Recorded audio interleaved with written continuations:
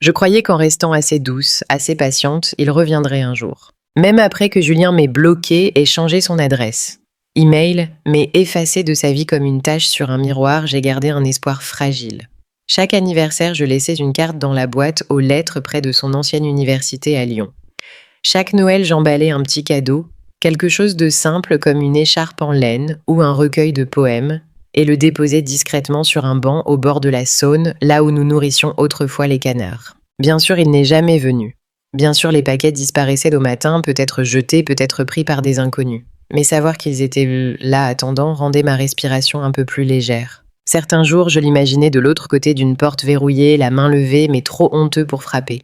D'autres jours, je voyais une lettre arriver, une écriture tremblante, griffonnée sur l'enveloppe. « Maman, je suis désolée. » Rien de tout cela n'est arrivé. Les saisons ont tourné encore et encore. Les fleurs du jardin ont éclos sans éclat, la peinture des marches de l'entrée s'est écaillée sous la pluie, et la vie s'est tissée en quelque chose de plus petit, plus simple. Une tasse de thé le matin, un chat roulé à mes pieds, un pain frais, cuisant dans le four. Pourtant, au fond de moi, sous des couches de douleur, une petite braise refusait de s'éteindre. Je me disais, s'il revient un jour, la porte sera toujours ouverte. Pour lui, pour moi. Mon fils a bloqué mon numéro, mes emails, ma vie, comme si je n'avais jamais existé. Ce ne fut pas immédiat. D'abord, il y eut des silences gênés entre nos appels, puis des fêtes manquées, des messages laissés sans réponse pendant des jours. Je me disais qu'il était juste occupé, qu'il s'adaptait à l'âge adulte, qu'il construisait une vie qui demandait plus de lui que je ne pourrais jamais offrir. Mais le coup final est arrivé, les papiers du divorce signés, les audiences terminées, les murmures dans notre petite ville de Dijon chuchotés derrière des mains. Marc, mon ex-mari, n'a pas perdu de temps pour réécrire l'histoire. Dans sa version, j'étais la méchante, l'épouse froide, qui avait abandonné la mère, qui avait choisi la liberté plutôt que la famille. Julien l'a cru. Peut-être était-ce plus facile pour lui ainsi. Plus facile de me détester que de démêler la vérité compliquée. Plus facile de me couper net comme une écharde que de s'asseoir avec la douleur désordonnée de la trahison. Un matin, après des semaines de conversation à sens unique avec son répondeur, j'ai ouvert mon ordinateur et vu le dernier fil se rompre. Ce compte n'est plus disponible. Son nom a disparu de mes contacts.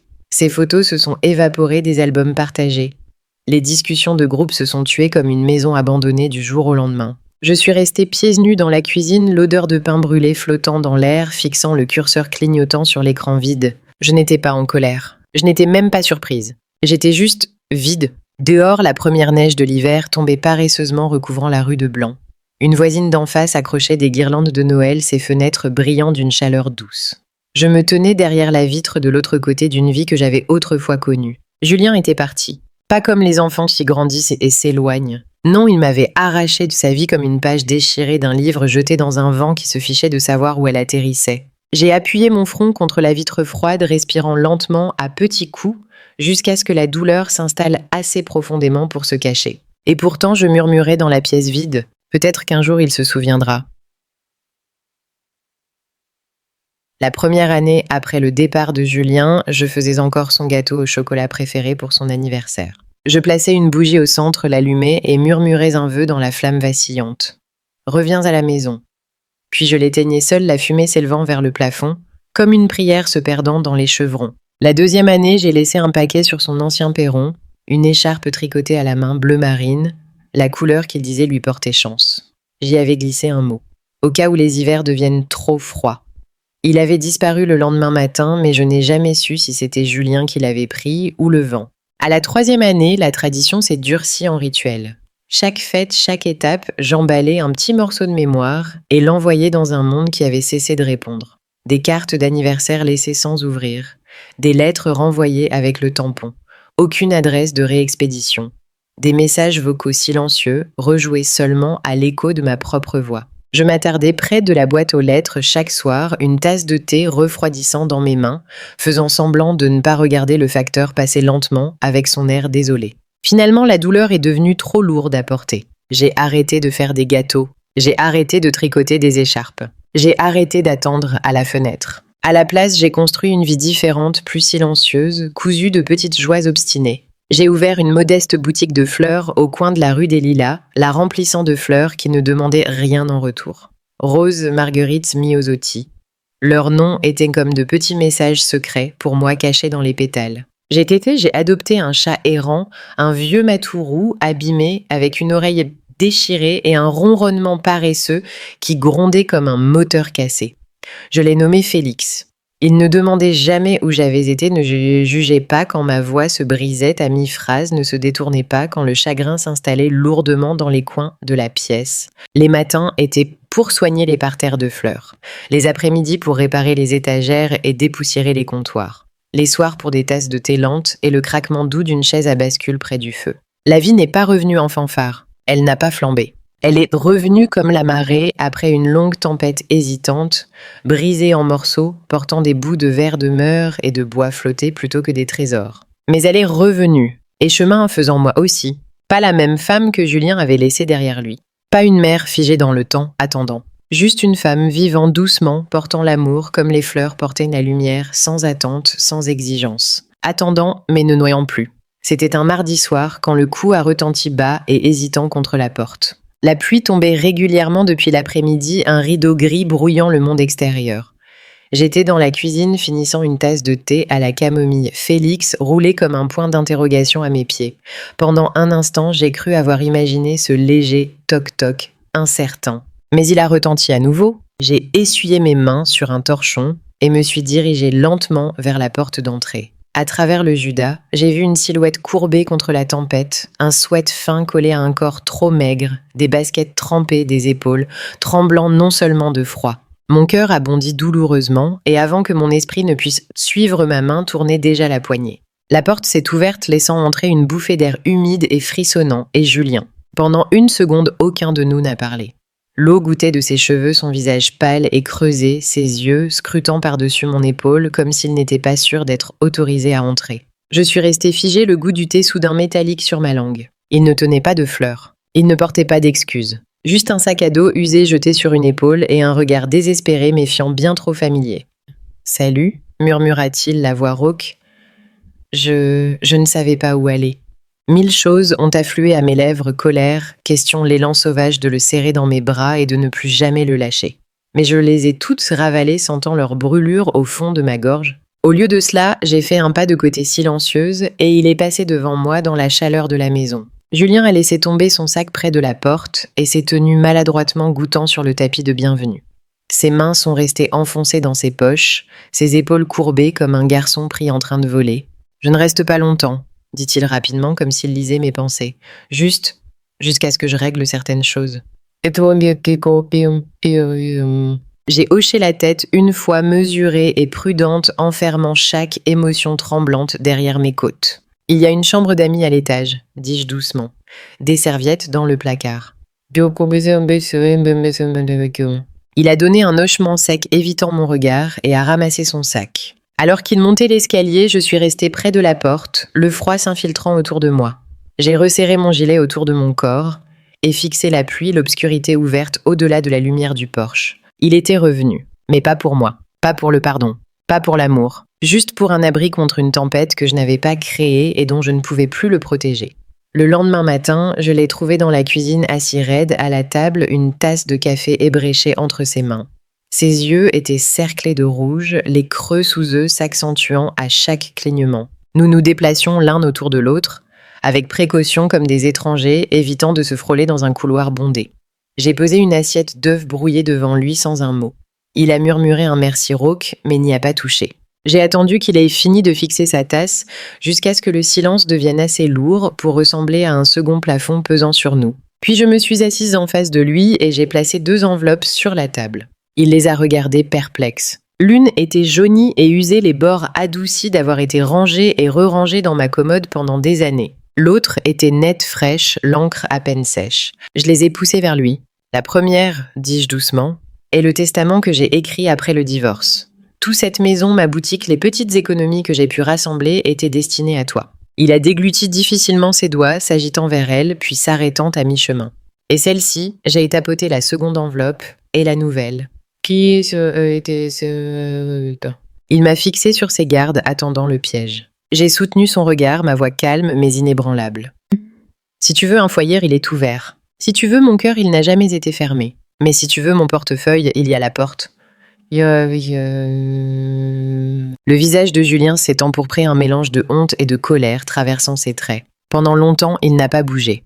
Ses mains sont restées à plat sur la table, paumes vers le bas, les jointures blanches. La pluie dehors s'était arrêtée, mais dans le calme entre nous, on aurait dit que quelque chose de plus lourd tombait, quelque chose d'invisible, de vieux et d'amer. Je n'ai pas scellé, je n'ai pas expliqué. Je l'avais aimé trop longtemps, trop silencieusement, pour marchander maintenant. Le choix était le sien. Et pour la première fois, peut-être il a compris que l'amour, le vrai amour, n'était pas quelque chose qu'il pouvait simplement réclamer quand ça l'arrangeait. Il devait le choisir, ou s'en éloigner pour toujours. L'horloge tic-taquait sur le mur, chaque seconde s'étirant plus longtemps que la précédente. Julien restait figé à la table de la cuisine, ses yeux passant d'une enveloppe à l'autre, comme si elle risquait d'exploser s'il les touchait.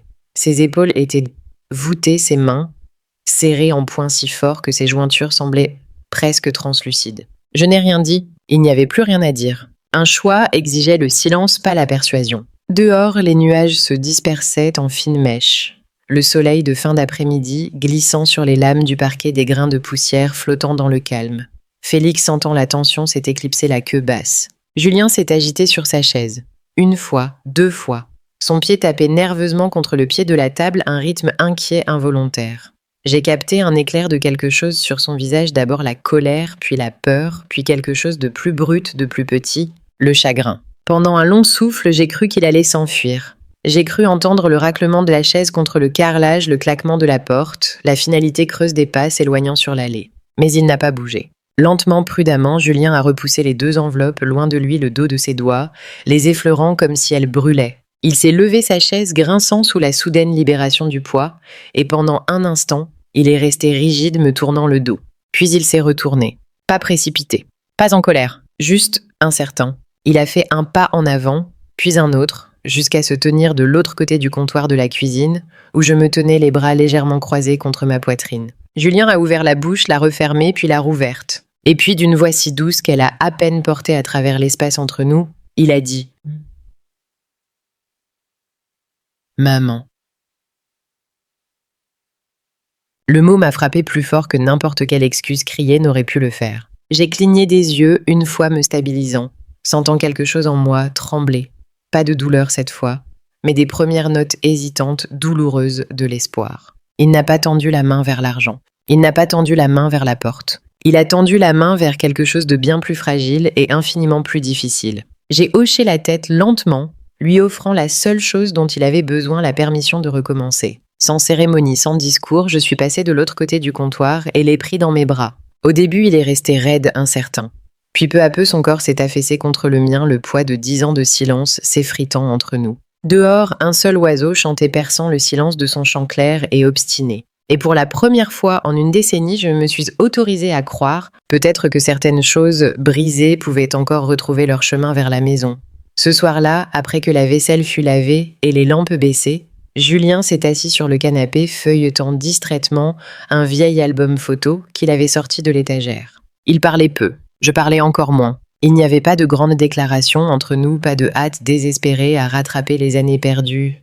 Juste de petits gestes hésitants, une main reposant légèrement sur le dossier d'une chaise, un « bonne nuit » murmuré avant de monter à l'étage. Et cela suffisait. J'ai préparé une tasse de thé et l'ai portée sur le perron où l'air nocturne sentait encore légèrement la pluie et la terre fraîche.